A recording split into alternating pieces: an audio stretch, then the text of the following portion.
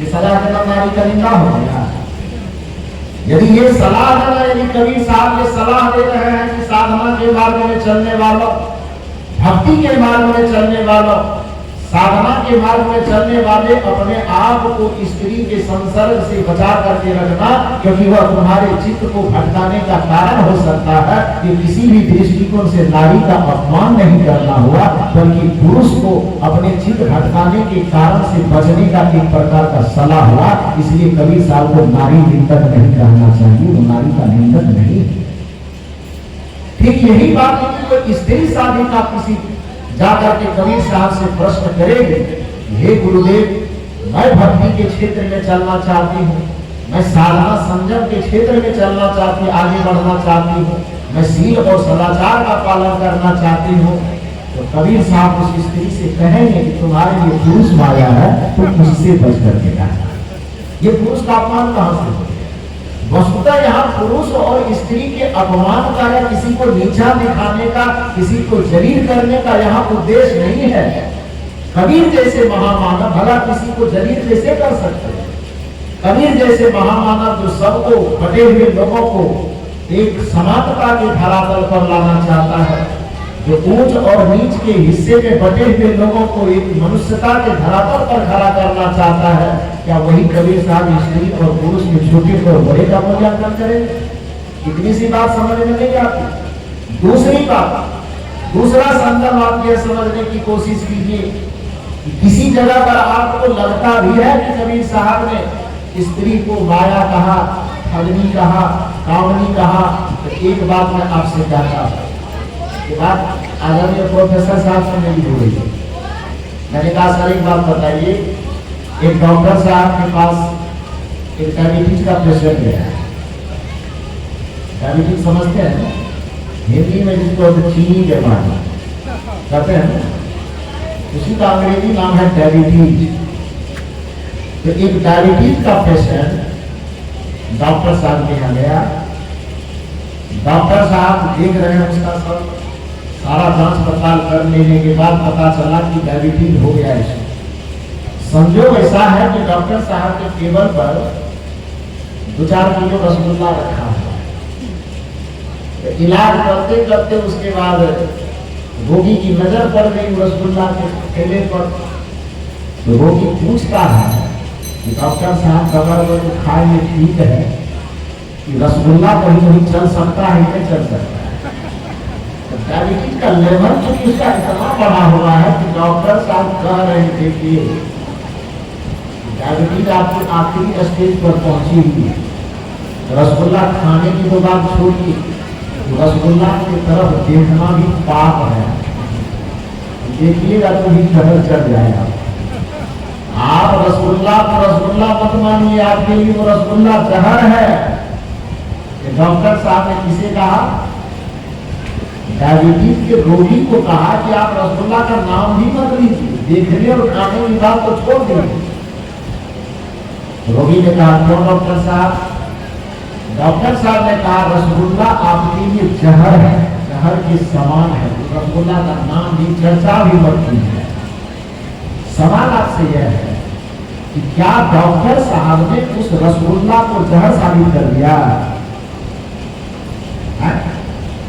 Doctor साहब के यह कथन के अनुसार कि रसगुल्ला जहर के समान है, तो क्या सचमुच में रसगुल्ला जहर है?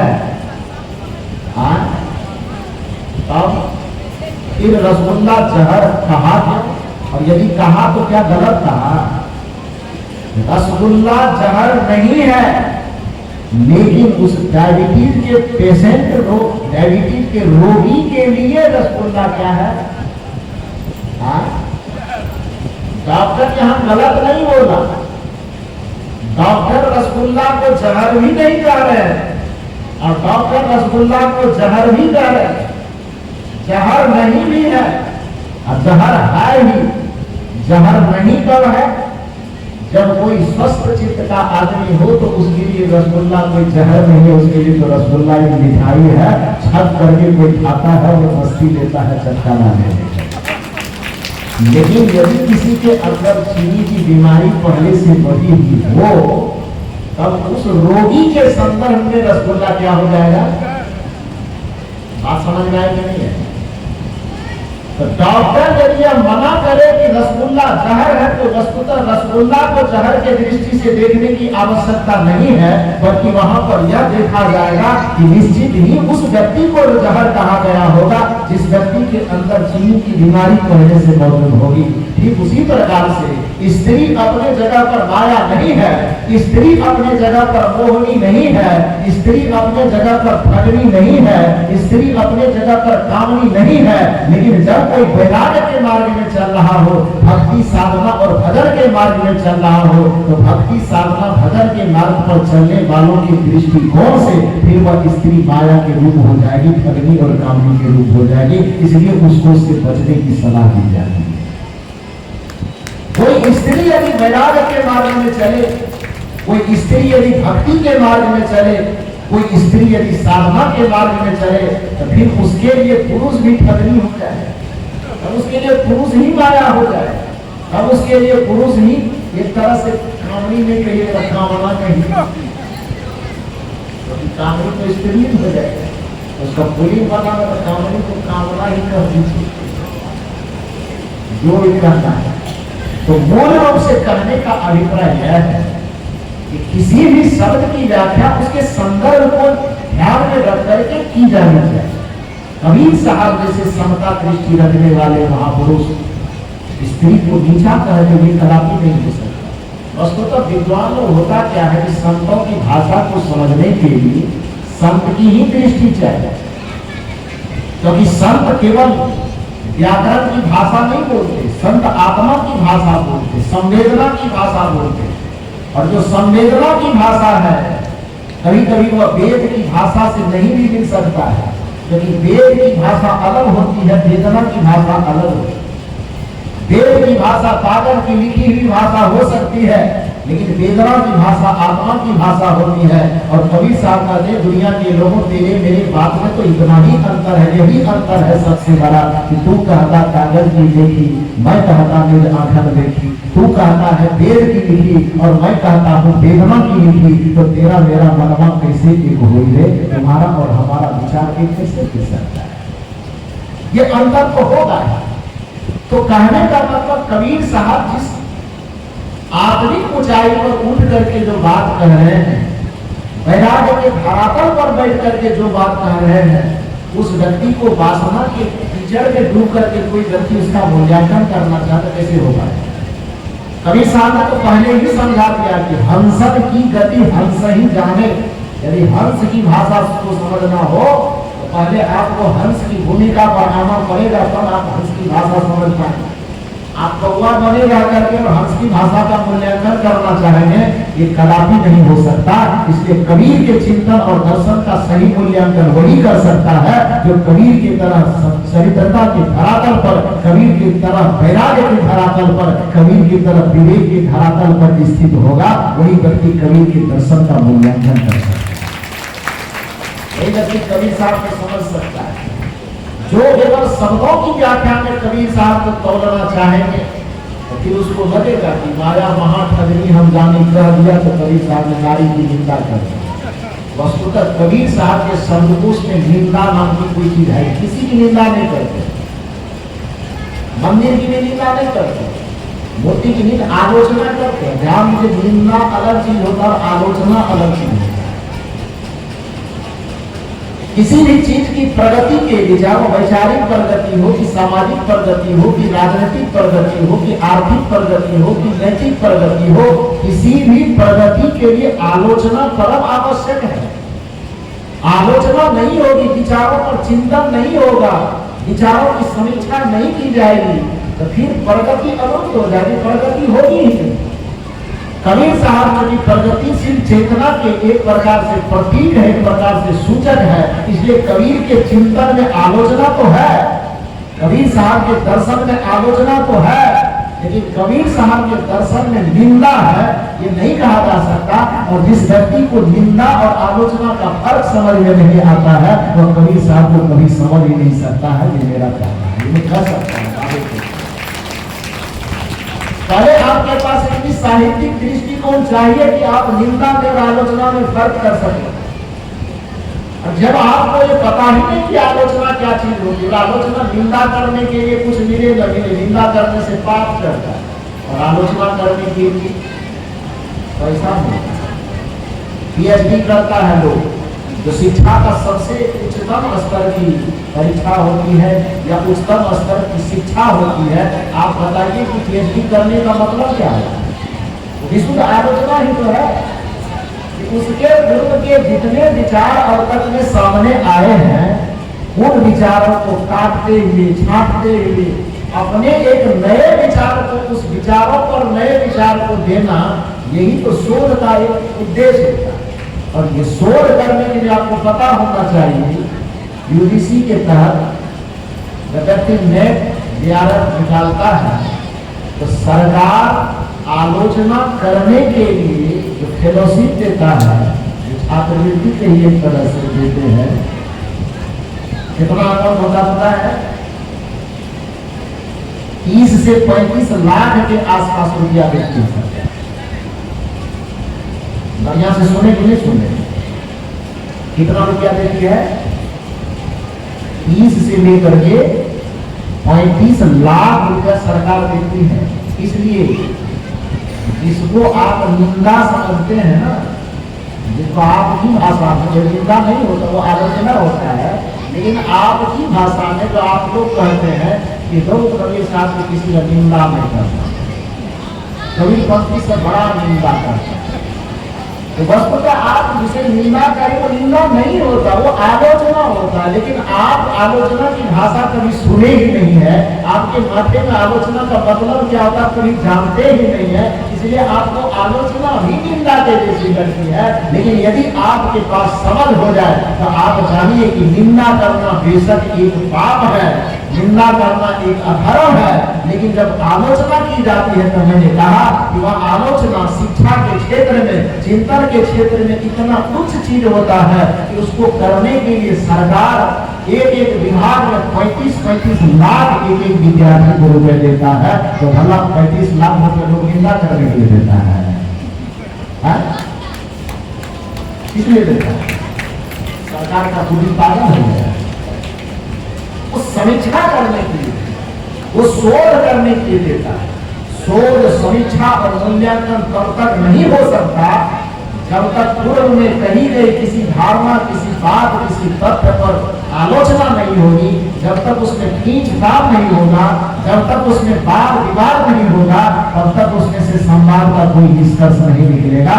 इसलिए कबीर के चिंतन में वाद भी है, कबीर के चिंतन में विवाद भी है और कबीर के चिंतन में संवाद भी है। तभी जाकर के कबीर साहब का दर्शन झंडा का इतना गाढ़ा हुआ झंडा है कि सदगुरु कबीर साहब के दर्शन के झंडा को कोई हिला नहीं सकता। उखाड़ने की तो बात नहीं होगी,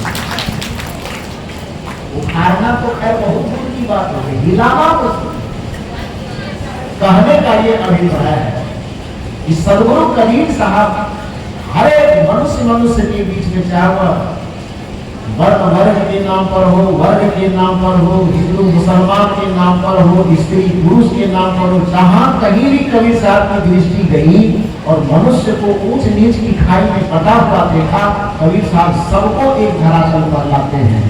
तो जो विद्वान यह कहते हैं कि कबीर साहब नारी के निंदक थे, उस व्यक्ति को थोड़ा अपने ऊपर, अपने घर परिवार के ऊपर निगाह डालना चाहिए कि अपने परिवार को संभालने के लिए, अपने बेटे बेटी को संभालने के लिए यदि वो बच्चे को समझाते कि लड़का से बच के रहना, यदि लड़की को समझाते लड़का से बच के रहना, यदि लड़के को समझाते कि लड़की से बच के रहना, तो क्या वो लड़का और लड़की को माया कर रहे हैं? नहीं करें। केवल एक सावधानी, एक सजगता के लिए बच्चे को जैसे समझाना आवश्यक है, उसी तरह से हम सब भी तो कबीर साहब की दृष्टि में जितने भक्त हैं वो तो कबीर साहब के बच्चे हैं कि नहीं? जैसे हमारे लिए अपना बेटा बेटी हमारे लिए बच्चा होता है और हमें लगता है कि इसको नैतिकता के पथ पर चलने के लिए कुछ मौलिक शिक्षा देना आवश्यक है, उसी तरह से सदगुरु कबीर साहब के दृष्टिकोण में भक्ति के मार्ग में चलने वाले जितने लोग हैं, जो स्त्रियां हैं वो कबीर साहब की बेटी के जैसा है। और जो पुरुष है वो कबीर साहब के बेटे के जैसे है कि नहीं है? बेटे के जैसा है कि नहीं है? भक्त शिष्य क्या होता है? शिष्य भी एक प्रकार से पुत्र ही को होता है। जो शिष्या होती है वो तो पुत्री के समान ही होता है। तो जैसे आप विवाह अवस्था में अपने बच्चे को संभले रहने के लिए बेटी है तो लड़कों से सावधान करते हैं, और लड़का है तो लड़कियों से सावधान करते हैं।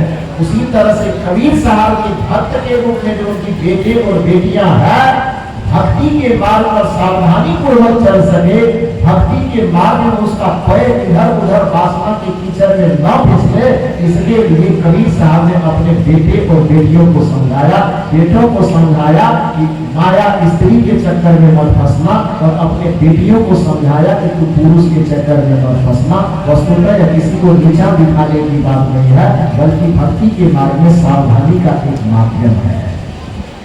इसलिए कबीर साहब को नारी निंदक करने की भूल किसी को नहीं करनी चाहिए। कबीर साहब समानता की बात है, और समानता के लिए मैंने बताया कि ये सूत्र क्या कम है कि कबीर देते आत्मा देते शालीग्राम, और बोलन हारा पूजिए काहन सो गया। जितनी आत्मा है सबकी तुलना को भगवान से कर, तो आत्मा केवल पुरुष के होता है, स्त्री में आत्मा नहीं होता है। जब कबीर साहब यह करें कबीर जेते आत्मा, जेते मैंने पुरुष और स्त्री का बंटवारा है। जेते वाले चाहे जेते वाले कोई, चाहे वह स्त्री हो, चाहे वह पुरुष हो, चाहे वह बैकवर्ड हो, चाहे वह फॉरवर्ड हो, चाहे वह दलित हो, चाहे वह ब्राह्मण हो, चाहे वह जिसको भी जिस नाम से जाते, यदि वह मनुष्य है जिसके अंदर आत्मा डोल रहा है, आत्मा बोल रहा है, आत्मा जीवंतता प्रदान कर रहा है, उन सभी आत्मा को कबीर साहब कहते हैं भगवान के बराबर। जब भगवान में बराबर का दर्जा दे रहा है तो इंसान में बराबर का दर्जा नहीं देने कबीर साहब। कबीर जेते आत्मा तेते शालीग्राम, बोलन हारा पूजिए आहत हो जाता। जितने आत्मा है सब बराबर है। कबीर जेते औरत मर्द उपाने, जितने जेते बने या जितने, अब जेते कहते तो जेते बने जितने समझा, जितने में बंटवारा नहीं, न स्त्री का बंटवारा है न पुरुष का बंटवारा है, न लड़का का बंटवारा है न लड़की का बंटवारा है।